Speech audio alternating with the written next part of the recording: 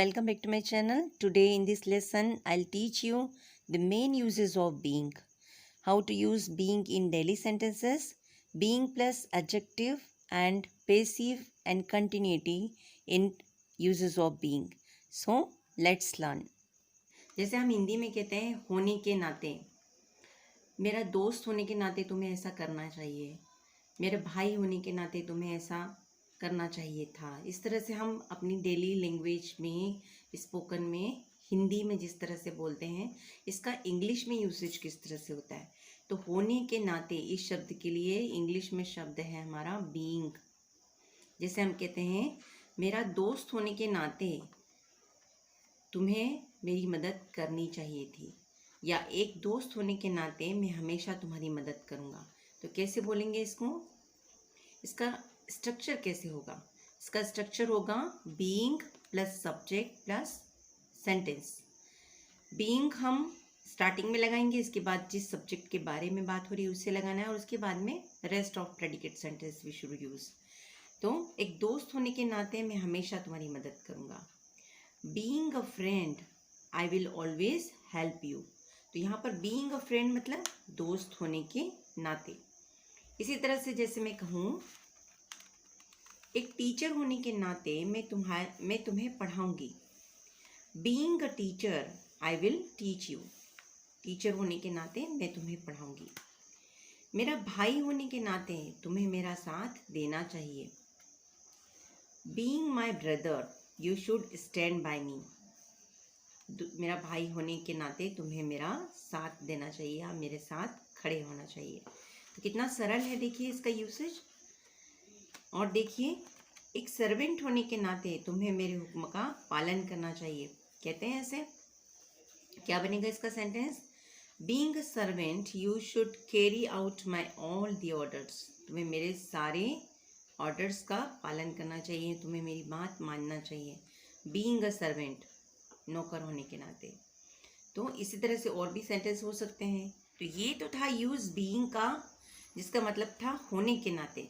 इसका एक और तरह से कैसे यूज होता है देखिए, इसके और सेंटेंसेस आप बनाइए अपने मन से। देखिए इसका बीइंग का एक और तरह से यूज होता है जिसमें जो आप नहीं हैं पर ऐसा बनने की कोशिश कर रहे हैं या ऐसा बन रहे हैं, ऐसा दिखाते हैं। जो पर्सनालिटी आप नहीं है वो आप बन रहे हैं। क्या स्ट्रक्चर होगा इसका? Subject plus is, am, are या वॉज या वर। इज कहाँ लगाएंगे? He, she, it singular person के साथ इज, आई के साथ एम, और यू, वी और दे के साथ आर। ऐसे ही पास्ट टेंस में सिंगुलर ही, शी, इट के साथ वॉज और यू, वी, दे के साथ वर। प्लस बीइंग प्लस एडजेक्टिव लगेगा। एडजेक्टिव क्या होता है? डिस्क्राइबिंग वर्ड होता है। तो किस तरह से बनता है ये? जैसे वह अच्छा बन रहा है, अच्छा है नहीं, बन रहा है। ही इज बीइंग नाइस, वह अच्छा बन रहा है, ऐसे बोलते हैं। तुम रूड बन रहे हो, यू आर बीइंग रूड। तुम रूड बन रहे हो नहीं, बन रहे हो या दिख रहे हो या अपने आप को दिखा रहे हो। इस तरह से मेरा बच्चा आजकल बहुत शरारती बन रहा है। My child is being so naughty these days. वो है नहीं लेकिन बन रहा है या दिखने की कोशिश कर रहा है। तो जब कोई बात हम इस तरह से कह रहे हैं जो एक्चुअल में है नहीं लेकिन बन रही है या दिखने की कोशिश कर रही है, तो वहाँ पर हम ये एडवांस स्ट्रक्चर बीइंग किस तरह से यूज़ करते हैं? एडजेक्टिव के साथ यूज़ करते हैं, और उसका स्ट्रक्चर होता है सब्जेक्ट प्लस इज या एम या आर या वॉज या वर। ये हमारी हेल्पिंग वर्ब्स हैं। अकॉर्डिंग टू टेंस इसको हम यूज़ कर सकते हैं, प्लस बीइंग प्लस एडजेक्टिव। तो इस तरह से हम बहुत से सेंटेंस बना सकते हैं। आप अपने सेंटेंसेस बनाइए। तुम रूड बनने की कोशिश कर रहे हो, तुम ज़्यादा स्मार्ट बनने की कोशिश कर रहे हो, है ना। यू आर बीइंग स्मार्ट, तुम स्मार्ट बन रहे हो। इस तरह से देखिए बीइंग का एक और यूसेज है पेसिव के रूप में। पेसिव क्या होता है? एक सेंटेंस होता है एक्टिव जो कंटिन्यू चल रहा है, पेसिव जो काम किया जा रहा है, इस तरह से बताना है। तो वो होता है पेसिव में, जैसे कोई काम कर नहीं रहा है, किया जा रहा है या करवाया जा रहा है। जब इस तरह से बात करते हैं तो वो क्या हो जाता है? पेसिव होता है। और पेसिव का कंटिन्यू बनाने के लिए भी हम बीइंग का यूज़ करते हैं। कैसे करते हैं? इसका फॉर्मूला होता है ऑब्जेक्ट प्लस इज या एम या आर या वॉज या वर। कैसे लगाएंगे? इज हम he she it singular person third person के लिए लगाते हैं एम आई के साथ, आर यू वी और दे के साथ। वॉज कहाँ लगाते हैं? Past tense he she it singular के साथ में और वर्ब प्लूरल के साथ में, प्लस बीइंग प्लस वर्ब की थर्ड फॉर्म। अगर हमें सब्जेक्ट बताना हो तो बाय प्लस सब्जेक्ट होगा, अदरवाइज सब्जेक्ट की आवश्यकता इस सेंटेंस में नहीं होती है। देखते हैं एग्जाम्पल से। जैसे उसे पढ़ाया जा रहा है, अब कौन पढ़ा रहा है ये बताना भी आवश्यक नहीं है, किसके द्वारा पढ़ाया जा रहा है ये भी सेंटेंस में नहीं बताया जा रहा है। क्या कह रहे हैं? उसे पढ़ाया जा रहा है। तो यहाँ पर उसे पढ़ाया जा रहा है को किस तरह कह सकते हैं? ही इज बीइंग टॉट, उसे पढ़ाया जा रहा है। अगर हमें बताना है उसे किसके द्वारा पढ़ाया जा रहा है तो वो हम बाद में ऐड कर सकते हैं, ही is being taught bye teacher. ठीक है। बाकी अगर हम लास्ट में सब्जेक्ट ना भी यूज करें तो भी सेंटेंस का पूरा अर्थ निकलता है। और देखिए उसे मेरे द्वारा पढ़ाया जा रहा है। अब देखिए यहाँ पर हमने मेंशन कर दिया सब्जेक्ट भी, तो यहाँ क्या हो जाएगा?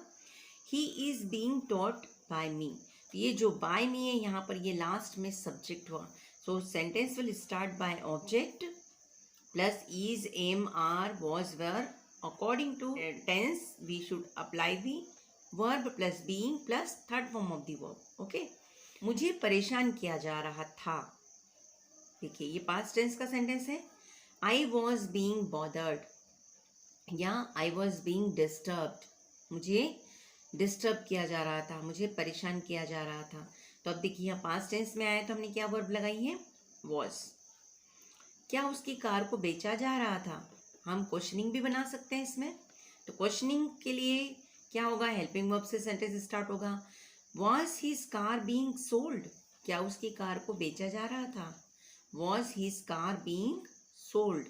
तो जब भी आप देखें जा रहा था, किया जा रहा था, इस तरह से सेंटेंस आता है तो हम वहाँ क्या लगाएंगे? Being plus third form of the verb लगाएंगे। क्या किया जा रहा था? What was being done. ठीक है। क्या किया जा रहा है? अब देखिए जा रहा था तो क्या लगाया हमने? What was being done. क्या किया जा रहा है? What is being done.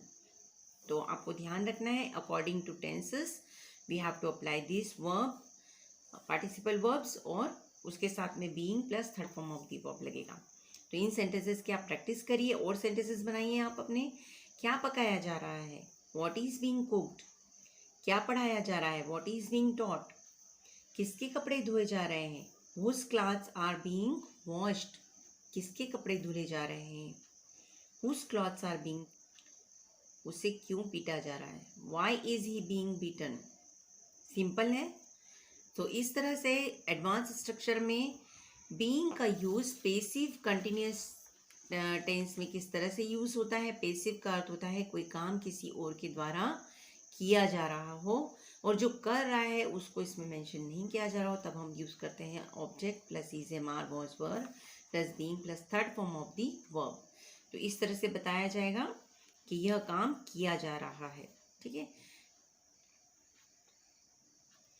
इसी तरह से कुछ वर्ड्स होते हैं जिनके साथ बीइंग लगाते हैं। कुछ वर्ड्स के साथ में हम बीइंग लगा करके किस तरह से इसको यूज कर सकते हैं। जैसे देखिए यहाँ पर कुछ वर्ड्स मैं बता रही हूँ आपको, जैसे इंजॉय प्लस बीइंग है ना। तो आपको बताना है मुझे उसके साथ रहना अच्छा लगता है। I enjoy being with him, मुझे उसके साथ रहना अच्छा लगता है। स्टॉप बीइंग, स्टॉप के साथ में बीइंग कैसे यूज होगा? Stop being lazy, stop being silly, stop being so rude, stop being so smart. बहुत ज़्यादा होशियार बनने की कोशिश मत करो या बहुत ज़्यादा स्मार्ट दिखने की कोशिश मत करो, है ना। और क्या वर्ड होते हैं? अवॉइड, अवॉइड के साथ बीइंग कैसे यूज होता है? Avoid being with him, avoid going there, avoid eating fast food. इसके अलावा और कैसे यूज़ कर सकते हैं? और भी वर्ड्स होते हैं जैसे लव, लाइक, हैट, इसके साथ भी हम बीइंग यूज़ करते हैं। जैसे लव के साथ बीइंग कैसे यूज़ होगा? आई लव बीइंग स्टडीज़, मुझे पढ़ना अच्छा लगता है। I love being with her, मुझे इसके साथ रहना अच्छा लगता है। I hate being lazy. तो इस तरह से ये जो कुछ वर्ड्स हैं इनके साथ में भी हम बीइंग का यूज़ कर सकते हैं। तो बीइंग का हमने 3 तरह से स्ट्रक्चर देखा। किस तरह से? सबसे पहले हमने देखा कि कुछ होने के नाते उसमें किस तरह से हम यूज़ करते हैं। कुछ होने के नाते में हम सिंपल लैंग्वेज में यूज़ करते हैं इन वर्ड्स को, एक दोस्त होने के नाते, टीचर होने के नाते, पेरेंट्स होने के नाते। इस तरह से जब हम सेंटेंस में यूज़ करते हैं तो बीइंग और उसके बाद में हम सब्जेक्ट यूज़ करके रेस्ट ऑफ द सेंटेंस का यूज़ कर सकते हैं। और दूसरा इसका यूज़ हमने देखा पेसिव कंटिन्यूअस टेंस में किस तरह से यूज़ होता है। इसके अलावा जो पर्सनालिटी आप नहीं है उस पर्सनालिटी को दिखाने के लिए जब हम इस तरह से बताते हैं तब भी वो एडजेक्टिव के साथ में बीइंग का यूज़ होता है। जैसे being, he is being nice, he is being smart, he is being naughty, like that. बनने की कोशिश कर रहे हो, इस तरह से बता रहे हो तब भी हम बीइंग को यूज़ करते हैं। तो ये एक स्ट्रक्चर है बीइंग का। फ्रेंड्स, आई थिंक ये आपको स्पोकन में बहुत हेल्प करेगा। अगर आपको वीडियो पसंद आया हो तो प्लीज़ इसे लाइक करिए, सब्सक्राइब करिए, शेयर करिए अपने फ्रेंड्स के साथ, और हाँ, बेल आइकन को प्रेस करना ना भूलें ताकि मेरे आने वाली वीडियोज़ की भी नोटिफिकेशन आपको टाइम से मिलती रहे। प्लीज़ मेरे चैनल को सब्सक्राइब करिए और मुझे प्रमोट करिए। Thanks for watching.